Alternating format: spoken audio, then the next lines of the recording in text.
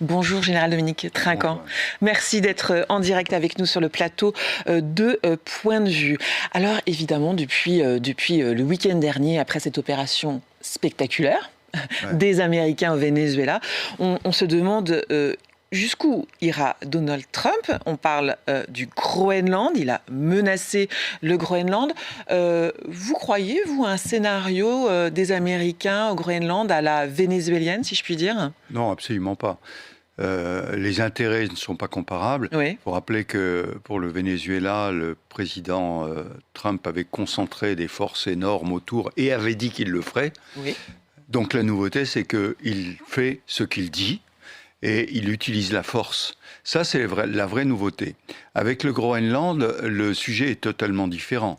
Pardon, Général, de vous interrompre, mais pour revenir sur ce que dit Trump, ce qu'il fait, Trump, il pense recourir à la force, il l'a dit, ça aussi. Non, ça fait partie des possibilités. Il n'a pas dit qu'il Des options. la force, il a dit que ça fait partie des options. Lorsqu'on veut négocier, on prend toutes les options, et l'option de la force est une option à présenter pour permettre la négociation. Monsieur Rubio, le ministre des Affaires étrangères américain, Oui. qui parlait avec le ministre des Affaires étrangères français, Oui. a dit, mais bien sûr qu'il n'y aura pas d'utilisation de la force. Pourquoi ? Parce que le contexte est totalement différent. Par rapport au Venezuela. Voilà, le Groenland est situé, est un pays autonome, enfin est une zone autonome du Danemark, et donc dans le cadre de l'OTAN. Il y a déjà une base américaine dans le nord du Groenland, il faut le rappeler. Pourquoi ? Parce que le Groenland est important sur le plan de la sécurité, là, il ne faut pas le nier. Non pas parce qu'il y a des bateaux russes et chinois, ce qui est totalement faux, ce que dit M. Trump. Il n'y a pas de bateau chinois ni russe qui naviguent autour du Groenland. Groenland. Absolument pas. Il faut bien regarder une carte, vous savez, avec projection du pôle. Et on s'aperçoit que par rapport à la côte russe, c'est assez loin. Et le couloir du nord-est est assez loin. Et entre-temps, il y a une mer de glace entre les deux, qu'on ne franchit pas comme ça. Donc, il y a une base américaine. Pourquoi ? Parce que les missiles stratégiques intercontinentaux russes passeraient au-dessus du Groenland. Et donc, il faut un système d'alerte qui soit au Groenland. Donc, il y a déjà une base avec 150 militaires américains. Vous voyez que ce n'est pas très important. Est-ce qu'il en faut une deuxième ou une troisième ? Il y a des bases américaines qui étaient présentes, qui ont été fermées, parce que inutiles. Donc, dans le système d'alerte avancée, qui comprend le Groenland, qui comprend le Canada, pour ces NORAD, la défense nord-américaine, oui, il y a besoin d'arranger des accords, mais ça peut parfaitement se faire dans le cadre d'un soit bilatéral, soit dans le cadre de l'OTAN, et on n'a pas besoin pour autant d'annexer le Groenland. Donc ce que vous imaginez, c'est plutôt l'option diplomatique. On a entendu aussi les Américains, le scénario de proposer de l'argent, notamment aux citoyens du Groenland, pour rallier leur cause ou de jouer aussi sur l'opinion publique. Certains sont séparatistes au Groenland. Ça peut être aussi un moyen d'action, ça, qui est crédible à vos yeux ? Tout à fait. Il faut rappeler que les Américains, au 19e siècle, avaient déjà proposé 120 millions de dollars au Danemark pour acheter le Groenland. Bon, là, il y a 57 000 habitants au Groenland. Combien faut-il mettre de zéro pour les convaincre qu'ils seraient mieux américains ? Pour l'instant, ils ont déclaré qu'ils ne voulaient pas être américains, qu'ils voulaient plus d'autonomie, mais très bien dans le cadre. Mais ça s'adresse au deuxième sujet, qui n'est pas le sujet de la défense stratégique des États-Unis, mais des matières premières au Groenland. Les terres Puisque rares. les terres rares, les États-Unis disent qu'ils sont intéressés. Maintenant, tous les spécialistes vous disent très difficile à extraire.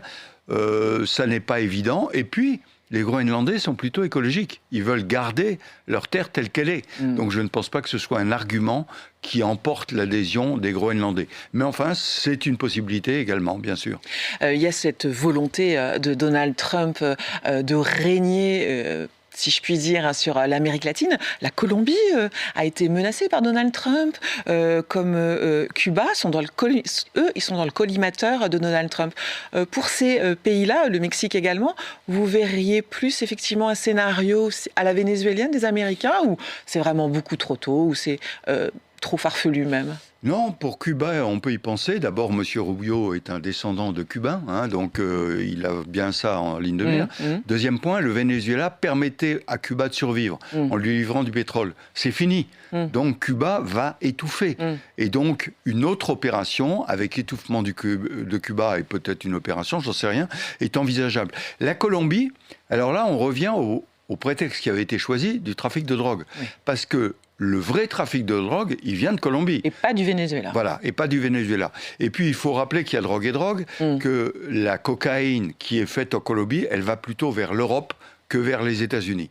La drogue chimique fabriquée qui va aux États-Unis, qui là est un gros marché, elle vient plutôt de Chine, d'Iran et passe par le Venezuela. Donc la cocaïne, oui, il y a un vrai sujet qui concerne les Européens. On parle beaucoup du trafic de drogue en France depuis longtemps. Dans mon dernier livre, j'en fais tout un chapitre là-dessus. Et on parle de la production, du trafic et de la distribution. En France, on semble maintenant avoir compris qu'il fallait punir les consommateurs. Parce qu'il n'y a pas de marché s'il n'y a pas de consommateurs. Bon, il faut continuer à punir aussi le trafic, mais il faut s'occuper aussi de la production. Et c'est vrai que la Colombie est un sujet majeur là-dessus. Donald Trump s'est vanté d'être un homme de paix, d'avoir en horreur la guerre. Là, il a fait ce qu'il a dit, quand même une déclaration de guerre, une opération militaire très importante. Il s'est contredit ?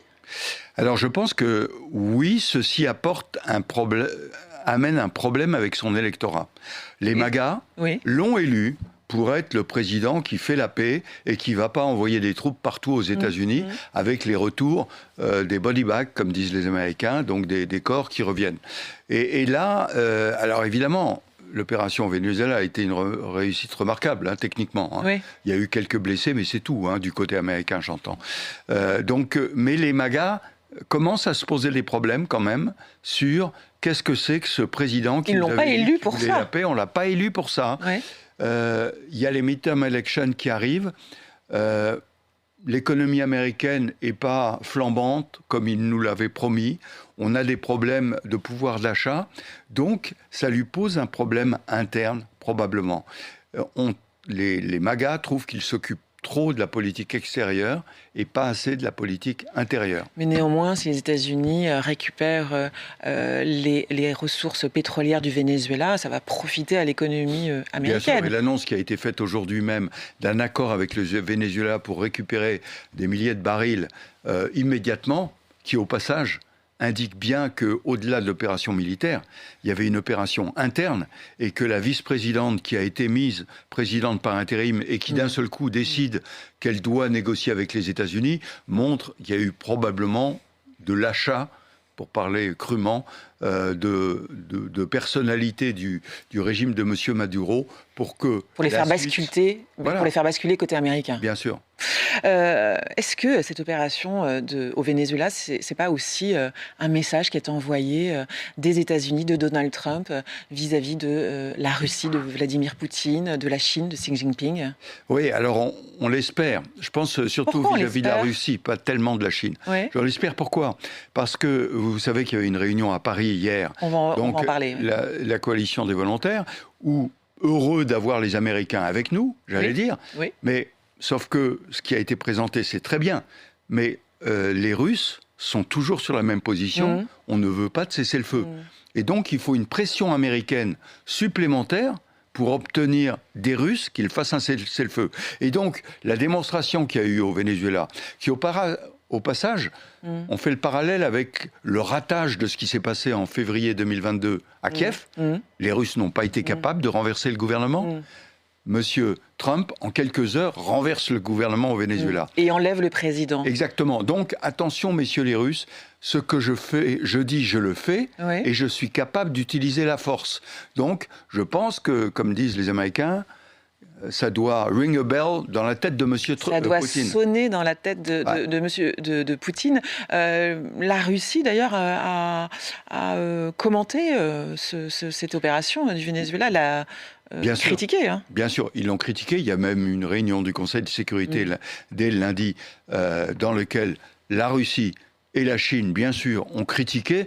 Alors c'est extraordinaire de voir la Russie et la Chine défendre le droit international quand on sait que la Chine veut prendre Taïwan et quand on sait que la Russie veut prendre l'Ukraine. Donc si vous voulez, on est dans l'incohérence totale de ces dictateurs. Je n'utilise les éléments que quand ils sont à mon profit.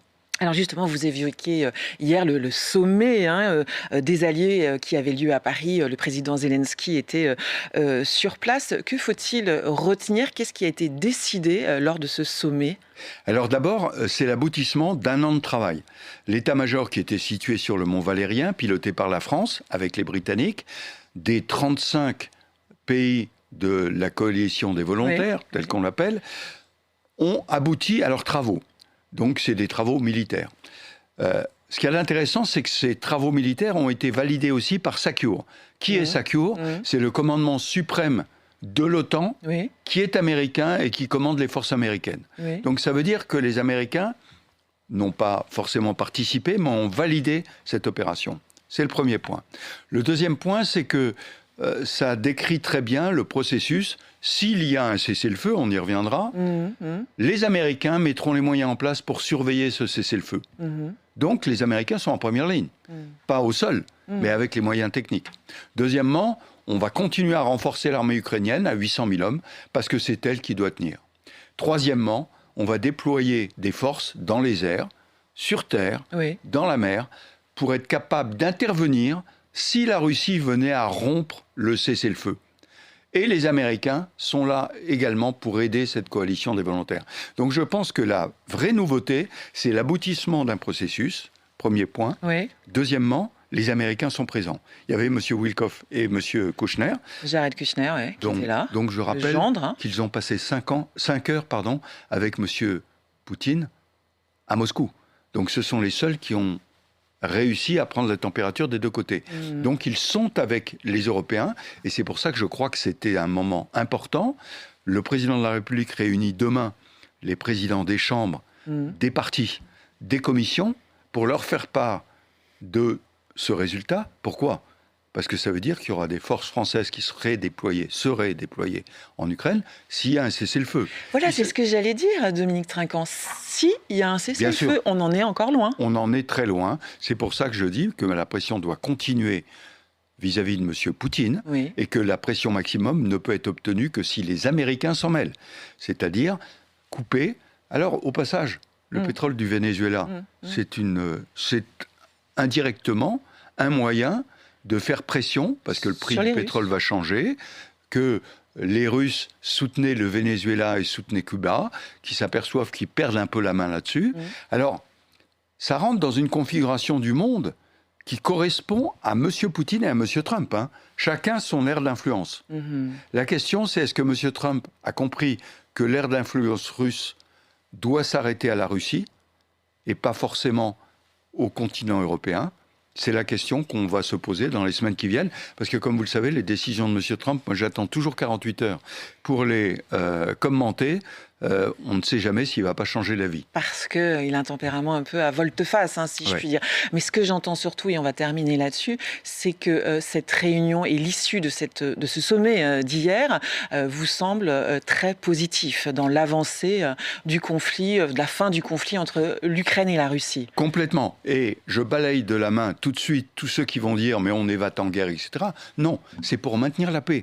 C'est lorsqu'il y aura un accord, pour éviter que M. Poutine ne lui reprenne la fantaisie de revenir réattaquer soit l'Ukraine, soit ailleurs. Donc c'est pour maintenir la paix. Merci Dominique Trinquant d'avoir été en direct avec nous.